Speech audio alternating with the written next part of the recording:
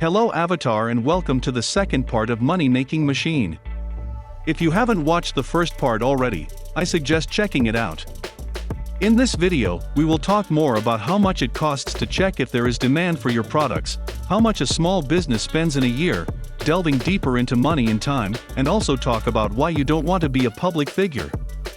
Without further ado, let's go. 4. How much does this process cost?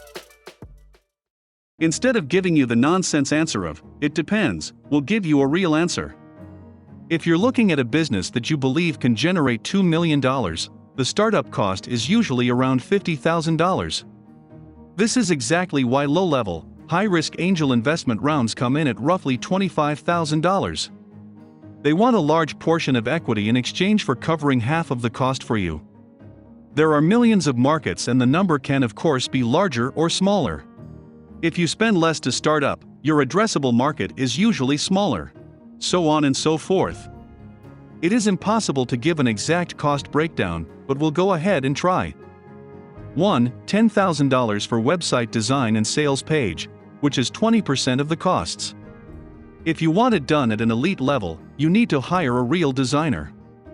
Get everything set up cleanly, and if the product fails, you'll have a template to use later. Just make sure this page is rock solid. 2. $5,000 on a demand check, 10% of total cost. You start with a quick demand check before you even get started with your idea. If you're going in blind without even bothering to check for demand, you're playing with fire. With social media, Google, and many other tools on the internet, you can drop $5,000 to make sure there is a potential market. You can easily spend $500 in a day without anyone batting an eye at Google, Facebook, or otherwise. 3. $20,000 to $25,000 on product manufacturing and design, around 50% or so of the total costs. This is the bulk of the costs. You have to find a place to produce your product, send samples back and forth, commit to a minimum number of units, etc. You will pull your hair out during this process. 4. $10,000 miscellaneous specific items for your company. Unlike the first 3 items, this is vague, because it is literally impossible to know what you're making or where the problems will arise. There is one thing for sure, however: problems will arise. Payment processing, quality control on the product, incorrect targeting, etc. Something will go wrong and you'll lose at least $10,000. So, there you have it.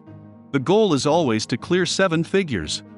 If you can ever clear $500,000 or close to 7 figures in a year, this qualifies as an event. Something most people will never see, and something that personal finance blogs never talk about, because their personal finance blog is the event, tricking regular people into getting rich by increasing their salary or saving $10 a month on a phone bill. Moving on. 5. How much will a small business spend in a year? As stated in point 1, no one is ever going to hold your hand through the whole process. If real money is at stake, the person teaching you is going to seize the opportunity himself. Business is cutthroat. Get used to it. With that said, you'll see that the breakdown of expenses is extremely similar to what we recommend people in their 20s to do with their own lives. Once you are up and running, roughly 70% is spent on finding ways to generate more money, like buying traffic, advertising, etc. Summary of 2014 spending. 1. Around 70% on business services.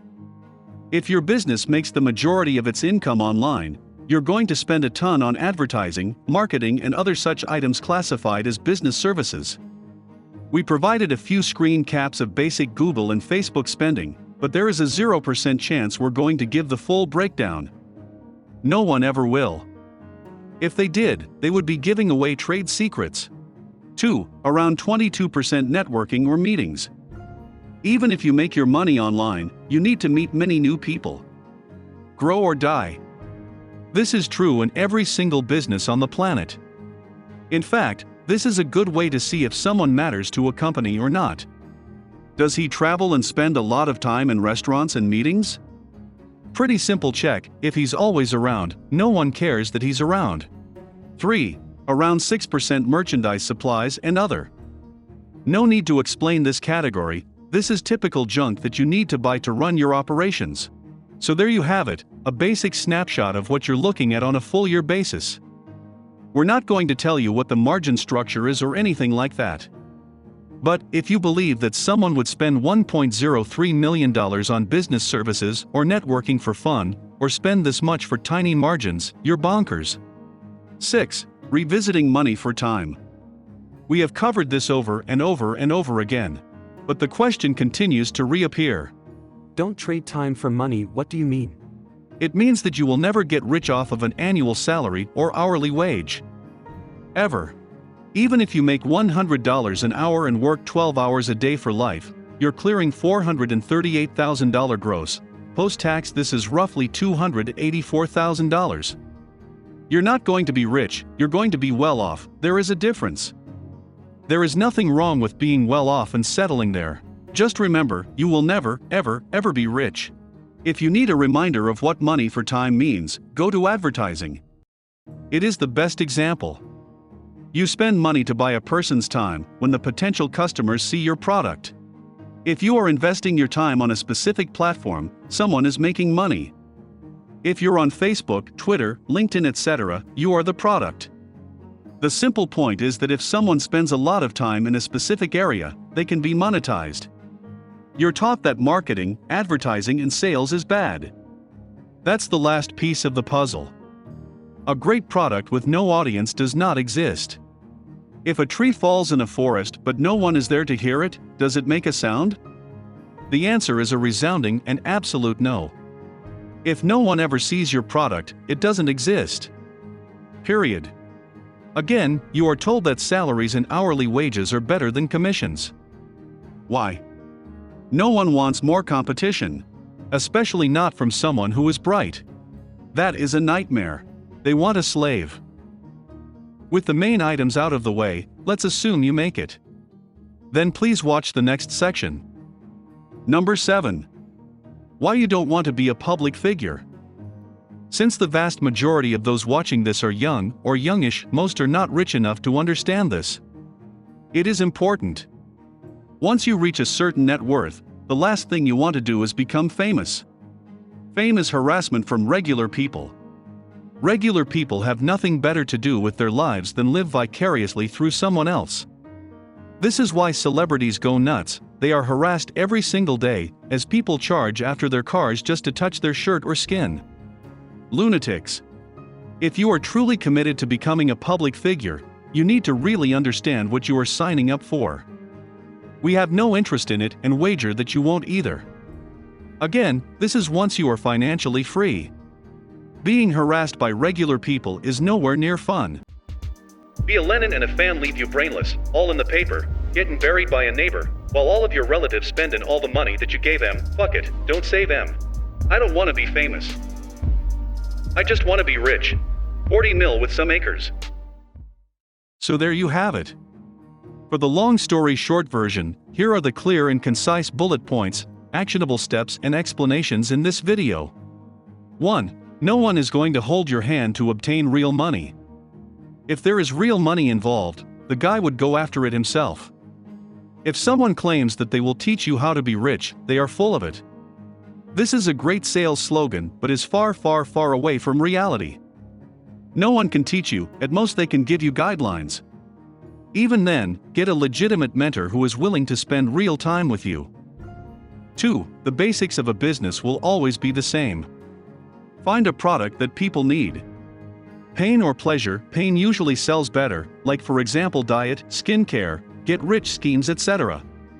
And then drive massive amounts of traffic to the item. 3. Before you get all hyped up, test the product first. Throw a few grand at the targeted audience and see if it is in demand or not. If people aren't willing to buy, move on. If people do buy, flood that market as fast as possible. Push as much traffic as possible until the long-term value of the customer equals the cost of acquiring the customer. Then reassess. Remember, it's a money-making machine as long as you are generating net income. 4. While it always depends, it will cost roughly $50,000 to start a meaningful venture. This also explains why most private equity investments require a minimum of $50,000 to get started and $25,000 is generally the number for angel investing. 5. Similar to your 20s, 70% or more of your money is going to be spent on making more money. Grow or die.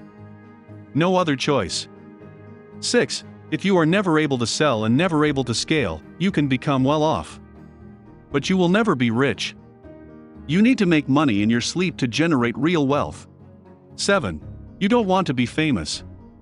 You just want to be rich. Who cares about approval from regular people?